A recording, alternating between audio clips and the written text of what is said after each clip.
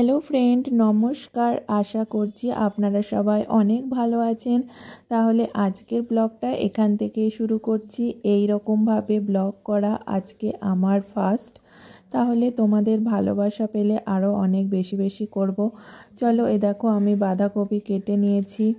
আর এদিকে কালকে রাতে না ছোলা বাদাম ভেজাতে ভুলে গেছিলাম। এগুলো ভিজিয়ে রাখি, সবাইকে খেতে বলি, যদি খাই তো ভালো, আর না খেলে আর কি করব। তা আজকে এখনই ভিজিয়ে দিলাম, যেহেতু রাতে অনেক সময় ভুলে যায়। ভেজানো থাকলে খুব সুবিধা হয়, কারণ অনেকটা সময় লাগে। আর এখানে আমি সবজিও ভিজিয়ে দিয়েছি, মানে শসা, আপেল এগুলো ভিজিয়ে দিয়েছি। হয়তো কেউ খাবে না সেভাবে, তাও ভেজানো থাকলো। শসাটা তো খেতে লাগবে। আজকে অনেকটা তাড়াতাড়ি উঠেছিলাম, তাই ধীরে সুস্থে কাজগুলো করছি। এ দেখো এখানে পটল আর আলু কেটে নিয়েছি। পটলটা কম ছিল তাই আলুটা কেটে নিয়েছি। আর আমি যতটা সবজি করি না, আমার বেশি হয়ে যায় দেখে আমি ভাবি কম হয়ে যাবে, কিন্তু রান্না করার পর বেশি হয়ে যায়। এখানে বাঁধাকপির আলুটাও কেটে নিয়েছি। এবার দুদিকে গ্যাস জ্বালিয়ে আমি তাড়াতাড়ি রান্না চাপিয়ে দেবো। আজকে যেহেতু স্কুল আছে, যেতে হবে, আমাকে বেরোতে হবে ছেলেকে স্কুলে দিতে, তাই আজকে অল্প কিছুই রান্না করব। আবার যা লাগবে দুপুরে রাতে করে নেব। তা আপাতত এইটুকু করি, মাছের ঝোল আর বাঁধাকপিটা করি, তারপরে আমি আবার সব করব। আর ভাতে একটু সেদ্ধ দিয়ে দেবো, দিয়ে ভাতটা বসিয়ে দেবো। আজকে অল্প করে ভাত করছি, তাই জন্য প্রেশার কুকারেই বসালাম। একদিন প্রেশার কুকারে আগের দিন ভাত করাতে না খুব মানে এটা ভালো লেগে গেছে, তা ভাবলাম অল্প করে আজকে এখানে ভাত করি, আবার লাগলে চট করে করে নিতে পারবো। কারণ প্রতিদিন ভাত পড়ে পড়ে নষ্ট হয়, খুব বাজে লাগে ভাত নষ্ট হলে। সেই জন্য আজকে প্রেশার কুকারেই ভাতটা বসিয়ে দিলাম। এই 15 মিনিট মতন বসিয়ে রেখেছিলাম ইন্ডাকশানে। তারপরে ভাপটা খুলে গেলে, ঢাকনাটা খুলে গেলে একটু জল দিচ্ছি, দিয়ে একটু ফুটিয়ে নেব, তাহলে ভাতটা হাঁড়ির ভাতের মতোই হবে। এইবার গ্যাস জেলে রান্নাগুলো বসিয়ে দেবো। আজকে যেহেতু কম রান্না করব, তাই জন্য আমার অতটা তাড়াহুড়ো নেই। এ দেখো আমি রান্না করতে করতে একটু বাদামও খেয়ে নিচ্ছি। সকালবেলা সত্যি খুব খিদে পেয়ে যায়, কিন্তু সকালবেলা ঘুম থেকে উঠে কিছু খাওয়া হয় না। আর না খেয়ে থাকলে যেমন তেমন, কিন্তু যদি একবার কিছু মুখে দিয়েছি তখন এত খিদে পেতে থাকে, তখন যেন মনে হয় কী খাবো। তা ছেলেকে বললাম বাদাম খেতে, ভেজানো তো হয়নি বাদাম, তাই এইগুলো যেগুলো শুকনো বাদাম খাওয়া যায় সেইগুলোই ওকে খেতে বললাম। তা আমারও দেখে খেতে ইচ্ছা করলো, আমিও কটা খেয়ে নিলাম। আজকে চাপটা অনেকটাই কম ছিল, তাই এত ধীরে সুস্থে কিশমিশ খেয়ে নিয়ে রান্না চাপাচ্ছি। তা মানে সবাই বেরোবে না আজকে, তাই জন্য চাপটা অনেকটাই কম। আর তোমাদের খবর বলো। যেহেতু পুজো শেষ হয়ে গেল, আর পুজো শেষ, আমার তো মনে হয় না পুজো শেষ হয় বলে। আমার তো মনে হয় যে আরও কিছু পুজো আছে। এই তো রাস পূর্ণিমা, তারপরে রাস পূর্ণিমা মনে হয় হয়ে গেছে, কি জানি এবার কদিন পর একটা পূর্ণিমা আছে। তা একটার পর একটা কিছু না কিছু তো চলছেই। আর আমরা কোথাও যাই না, বেরোই না, তাই হয়তো আমরা জানতে পারি না, কিন্তু একটার পর একটা কিছু না কিছু রয়েছে। যাকে মানুষ আনন্দ করুক, এটাই ভালো লাগে। তারপরে আমি তাড়াতাড়ি না ধীরে সুস্থেই করছি, পরে আমি রান্নাটা চাপিয়ে দিচ্ছি। ওদিকে দেখো কথা বলতে বলতে আমার ভাত হয়ে গেছে। এবার ভাতটা আমি উপর করে দেবো। প্রেসারে ভাত উপর করা খুবই সহজ। হাঁড়িতে ভাত করলে কি অন্য কিছুতে করলে যেমন অসুবিধা হয়, প্রেসারে কিন্তু খুব সুবিধা হয়। ঢাকনার গার্ডারটা সিটিটা খুলে দাও, দিয়ে উপর করে দাও, খুব সুন্দর ফ্যানটা ঝরে যায়, একটা ভাতও পড়ে না। আমার তো প্রেসারের ভাত উপর করাটা খুবই ভালো লাগে, খুবই সহজ লাগে প্রেসারে ভাত করাটা। এদিকে আমি দুটো গ্যাসই বসিয়ে দিয়েছি, এবার দুটো কড়াইয়ে একসাথে রান্না করে নেব। আর আমাদের মেয়েদের জীবন, এখনকার মেয়েরা কিন্তু অনেক বদলে গেছে, কিন্তু আমি কিন্তু সেইভাবে বদলাইনি, কারণ আমি সেই আগেকার মেয়েদের মতোই রয়ে গেছি। আমি কিন্তু পারি না সেইভাবে মানে সাহস করে সব কিছু করতে। আমি সকাল থেকে উঠে থেকে আমার এই ঘরের কাজ করতে করতেই আমার দিন কেটে যায়। বাইরে ঘুরতে যাওয়া, বেরোনো আমার একা একা ভালোও লাগে না। আর এখন তো একদমই এনার্জি পাই না, মনে হয় যেন ঘরে বসে থাকি, এই ঠিক আছে। ঘরের কাজ করতেও যে খুব ভালো লাগে তা না, এটা করতে হয় তাই করি।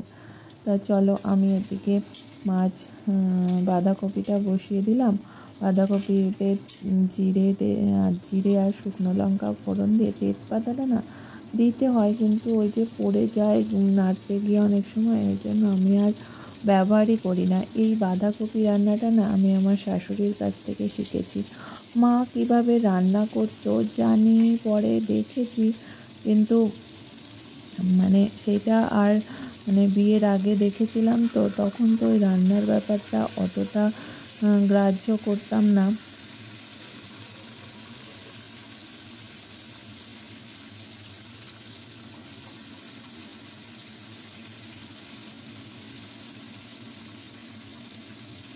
আমার মায়েরও এরকম সকালবেলা খুব তাড়াহুড়োতেই রান্না ছিল। যখন আমার বিয়ে হয় তখন বাবা তো চাকরি করতো, আর এইভাবে যে আমার হট করে বিয়ে হয়ে যাবে এটা ভাবিও নি কখনো। তাই জন্য কখনো রান্নাটা মা শেখায়ওনি, আর আমিও সেভাবে দেখিনি। দেখেছি মা আদা জিরে বেটে বাঁধাকপিতে যে দিত, কিন্তু শ্বশুরবাড়িতে এসে দেখলাম শাশুড়ি যেভাবে রান্না করে সেটাতে খেতেও সুন্দর হয়, আর মানে রান্নাটা খুবই সহজ হয়। মায়ের রান্নাটা যে ভালো লাগতো না তা না, আমি তখন বাঁধাকপি খেতে খুব ভালোবাসতাম, কিন্তু শ্বশুরবাড়িতে তো অন্যরকম, সবাই যেমন খায় শ্বশুরবাড়ির লোকেরা সেভাবেই করতে হয়। তা যখন শ্বশুরবাড়িতে মা শাশুড়ি রান্না করতো, শাশুড়ি মা, তখন আমি মানে দেখেছি, হয়তো অনেক সময় শখ করে করতামও, ওই জন্য এটাই শিখেছি। তা এটাকেই করি, এটাই ভালো লাগে, সহজ লাগে। তা উনি এইভাবেই বাঁধাকপিটা ভাপিয়ে নিয়ে তারপরে এইভাবেই রান্না করতেন। ওনার থেকেই সেই এত বছর ধরে, আজকে 15-16 বছর ধরে এইভাবেই আমি রান্না করছি। এদিকে আমি মাছটাও ভেজে নিচ্ছি, ওদিকে আমার ভাত তো হয়েই গেছে, ভাতে কিছু সেদ্ধ যদিও উনি একটু টমেটো দিতেন, আমি তো টমেটো দিই না, যেহেতু আমার হাজব্যান্ড টমেটো খায় না। আগে দিতাম, কিন্তু এখন অনেক কিছুই বদলে গেছে, সব কিছু সময়ের সাথে তো বদলে যায়, সবার খাওয়ার ধরন বদলে যায়, প্রয়োজন বদলে যায়, শরীর বদলে যায়, শরীরে নানা রকম সমস্যা তৈরি হয়, তাই সবাইকে অনেক কিছু খাওয়া ছাড়তে হয়। দেখো না, আমার যখন বিয়ে হয় তখন আমি কত রোগা পাতলা ছিলাম, কখনো ভেবেছি এরকম আমার চেহারা হয়ে যাবে। আর সেই জন্য সবার সব সময় তো সব কিছু একরকম চলে না, তাই ওনার রান্নাটা খুব সুন্দর লাগতো আমার কাছে। উনি আলু টালু বেশি দিয়ে রান্না করতেন, আর আমার মা খুবই কম আলু দিয়ে শুধু বাঁধাকপিটা ছোট ছোট করে একটু আলু দিত, দিয়ে রান্না করতো। কিন্তু এখানে আমি দেখেছি অনেক আলু দিয়ে, বেশি করে আলু দিয়েই বাঁধাকপি করা, খেতেও ভালো লাগে। আমার মা মিষ্টি দিত না, এখানে এসে আমি মিষ্টি দিয়ে সব কিছু রান্না শিখেছি। আমার যদিও মিষ্টি দিয়ে রান্নাটা বেশি ভালো লাগে, কিন্তু আমার বাপের বাড়িতে কিন্তু সেটা হতো না, ওই জন্য আমি এখানকার রান্নাটা আর বাপের বাড়ির রান্নাটা মেলাতে পারি না। বাপের বাড়িতে আমি রান্না কিছু শিখিনি, মানে ওইভাবে তো সময় হতো না রান্নাঘরে, তাড়াহুড়োর সময় মা কী করতো সেটা দেখার। ওই অন্য সময় দেখেছি বলতে, এখন তো অনেক বছর হয়ে গেছে, বিয়ের পর যখন গেছি তখন দেখেছি, দেখে শিখেছি। আমি মাকে বলেছি যে মা জানো তো আমার শাশুড়ি মা এইভাবে রান্না করে আর তুমি এইভাবে করছো, এই করতে করতে জানা। কিন্তু বিয়ের আগে সত্যি আমি কিছুই জানতাম না, ভাবিনি এইভাবে এখন বিয়ে হয়ে এত তাড়াতাড়ি বিয়ে হয়ে যাবে। আমার মাও হয়তো ভাবেনি, মাও আমাকে হাতে করে কোনো দিনই কিছু শেখায়নি, যেটুকুনি প্রয়োজনের তাগিদে আমার করতে হয়েছে। দেখো আমি এই বাঁধাকপিটা কষিয়ে নেওয়ার পর অনেকক্ষণ নাড়াচাড়া করার পর আদাটা ঘষে দিচ্ছি, এতে কি হয় আদাটার সেন্টটা থাকে। আমার শাশুড়ি মা কিন্তু এইভাবেই দিত আদাটা, কোনো দিন বেটে দিত না। আর সব কিছুর দেখবে টেস্টটা আলাদা হয়। বাঁধাকপি মানে আদা তুমি ঘষে দেবে কি পেস্ট করে দেবে, দুটোর মধ্যে কিন্তু একদমই টেস্ট আলাদা হবে।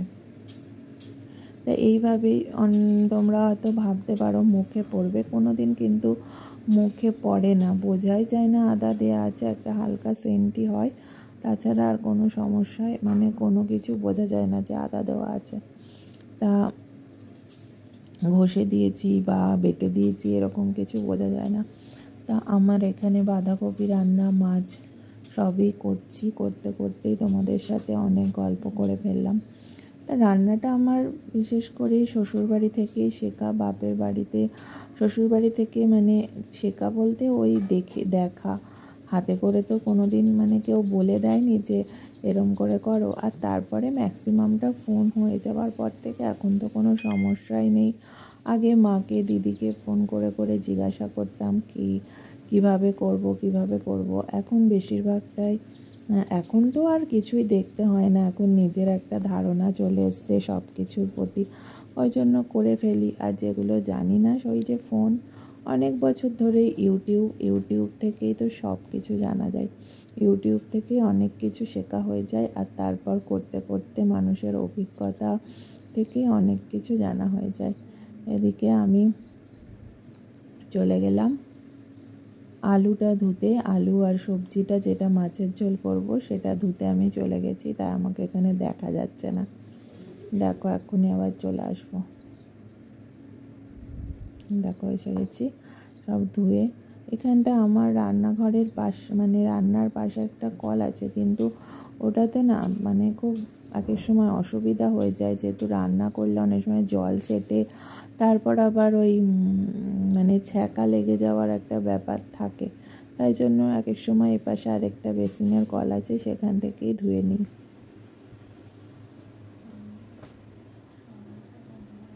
একদিকে তোমাদের সাথে গল্প করলে না আমার এখন তো সারাদিন আর কারোর সাথে গল্প করা হয় না, ওই প্রয়োজনে যতটুকু যার সাথে কথা হচ্ছে তোমাদের সাথে গল্প করলে একদিকে কি হয়, আমার মনের যে কথা বলার ইচ্ছেটা সেটা কিন্তু সম্পূর্ণ হয়ে যায়, ভালোই লাগে তোমাদের সাথে গল্প করাটা, মনে হয় যেন আমি সামনে থেকে তোমাদের সাথে কত কথা বলছি।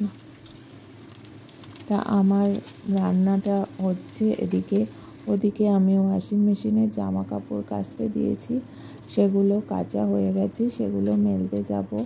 এদিকে পটলটা ভাজা হচ্ছে, এদিকে বাঁধাকপিটা একটু চিনি দিয়ে দিলাম। এখানে তো একটু বেশি নয়, একটু মিষ্টি কিছু কিছু তরকারিতে আমি দিই। আমার শাশুড়ি মা যদিও অনেক মিষ্টি দিত, কিন্তু আমাদের তো আবার টেস্ট বদলে গেছে। এদিকে রান্নাগুলো হতে থাক, আমি সেই ফাঁকে চলে যাই ওয়াশিং মেশিনের জামা কাপড়গুলো মেলে নিই, তারপরে এসে আবার রান্নাটা দেখে নেব। আজকে রান্নাটা আমি একদমই সাধারণভাবে করেছি, ফোড়ন দিয়ে আর জিরে ধনে গুঁড়ো হলুদ গুঁড়ো এইসব দিয়ে রান্নাটা করলাম, কারণ মাঝে মাঝে একটু হালকা পাতলা রান্নাটা খেতেই আমাদের বাড়ির সবাই পছন্দ করে। তা এদিকে আমি তাড়াতাড়ি রান্না করছি, কিন্তু যতই আমি পেঁয়াজ রসুন না দিই আমার কিন্তু একটু গরম মশলা দিতেই হয়, সে বাঁধাকপিতে বলো আর মাছের ঝোলে বলো। আমি না গোটা গরম মশলাগুলো কিনে এনে মিক্সিতে গুঁড়ো করে রাখি, সেটা না একটুখানি করে দিয়ে দিই, তাহলে আমার মনে হয় খাবারের টেস্টটা খুব সুন্দর হচ্ছে। তাহলে এরপর তো আমি এই রান্নাগুলো একটু ধীরে সুস্থে করলাম, তাই আমি ভিডিওটা করেছি। এরপর আর আমার পক্ষে সম্ভব হবে না, আমি খুবই তাড়াহুড়ো হয়ে এসে সময় হয়ে গেছে 9টা থেকে, আমার খুবই তাড়াহুড়ো থাকে, তখন আর সম্ভব না। তাহলে আজকের মতো ভিডিওটা এখানেই শেষ করছি। তোমরা সবাই খুব ভালো থেকো আর সুস্থ থেকো আর পাশে থেকো, আমাকে একটু ভালোবাসা দিও, তাহলে আমার ভিডিও করার ইচ্ছেটা আরও ভালো হবে। আর অনেক কিছু আশা করি শিখবো, করতে করতেই তো মানুষ সব কিছু শেখে। আর ভুলভ্রান্তি হলে প্লিজ ক্ষমা করো। টাটা, আজকের মতো এখানেই, বাই বাই।